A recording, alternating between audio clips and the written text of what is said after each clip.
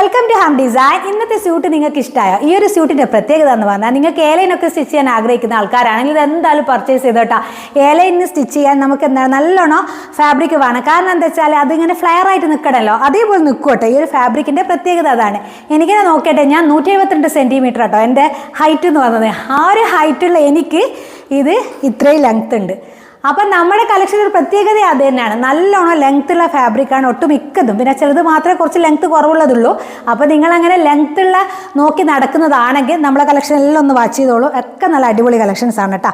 അപ്പോൾ ഇതിൻ്റെ സ്ലീവ് വരുന്നത് ഇതേപോലെയാണ്. സ്ലീവിൻ്റെ അറ്റത്ത് ഇതേപോലെ പ്രിൻ്റ് കൊണ്ട് തന്നെ ചെറുതായിട്ട് ഒരു ബോർഡർ അറ്റാച്ച് ചെയ്തിട്ടുണ്ട്. ഇവിടെയും ഈ ഒരു ദാമൻ ഏരിയയിൽ വരുന്ന പ്രിൻറ്റിലേക്ക് ഗോൾഡൻ, അത് എത്രത്തോളം വീഡിയോയിൽ ക്ലിയർ ആയിട്ട് കാണുന്നുണ്ടെന്ന് അറിയില്ല, ഞാൻ ക്ലോസർ ഷോട്ട് ലാസ്റ്റ് കാണിക്കാം. ഇങ്ങനെ ഗോൾഡൻ ത്രെഡ് വർക്ക് കൊണ്ട് ഇതിനെ ഹൈലൈറ്റ് ചെയ്തിട്ടുണ്ട്. ഓക്കെ, മനസ്സിലാവുന്നുണ്ടെന്ന് വിചാരിക്കുന്നത്. ഇതിൻ്റെ ദുപ്പട്ട ഇതാട്ടോ വരുന്നത്.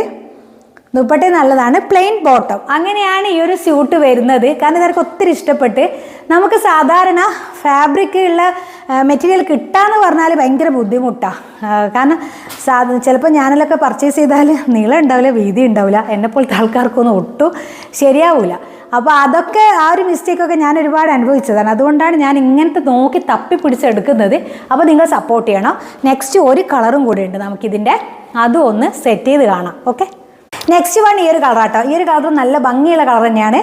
അപ്പോൾ ഇതിൻ്റെ ദുപ്പട്ട നോക്കിയിട്ടേക്ക് നല്ല ദുപ്പട്ട കേട്ടോ. ഇതാ സോഫ്റ്റ് ആയിട്ടുള്ള ദുപ്പട്ട, ഒട്ടും വെയിറ്റ് ഇല്ല കേട്ടോ. ഈ ഒരു ദുപ്പട്ട അത്യാവശ്യം നല്ല നീളവും വീതിയൊക്കെ ഉള്ള ദുപ്പട്ടയാണ് ഇത് വരുന്നത്. പിന്നെ ഇതിൻ്റെ ബോട്ടം ഇതേപോലെ പ്ലെയിൻ ബോട്ടാട്ടോ വരുന്നത്.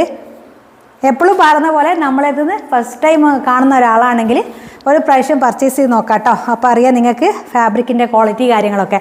ഇതിൻ്റെ ബാക്കിൽ ഇതേപോലെ തന്നെ പ്രിൻ്റ് ആട്ടോ വരുന്നത്, അല്ലാണ്ട് പ്ലെയിൻ അല്ല. ഇങ്ങനെയാണ് ഇതിൻ്റെ ബാക്ക് സൈഡ് ഉണ്ടാവുക. ഇത്രയും നീളവും വീതിയൊക്കെ ഉള്ള ഒരു ഫാബ്രിക്കാണ്. ഇതിൻ്റെ ഈ ഒരു വർക്ക് ഞാനിതാ നിങ്ങൾ കാണുന്നില്ല, ഇതുപോലെ ആട്ടോ ഉള്ളത്. ഈ ഒരു ഫ്ലവറിൽ നിങ്ങൾ കണ്ടില്ലേ ഒരു ഗോൾഡൻ ത്രെഡ് കൊണ്ട് ഇങ്ങനെ അറ്റാച്ച്ഡ് ചെയ്തിട്ടുള്ളത്.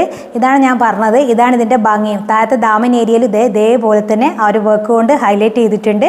ഫുള്ളായിട്ടില്ല, ഈ ഒരു ഫ്ലവർ വരുന്ന സൈഡിൽ മാത്രമേ അങ്ങനെ ഗോൾഡൻ ത്രെഡ് അറ്റാച്ച്ഡ് ചെയ്തിട്ട് വന്നത് കേട്ടോ.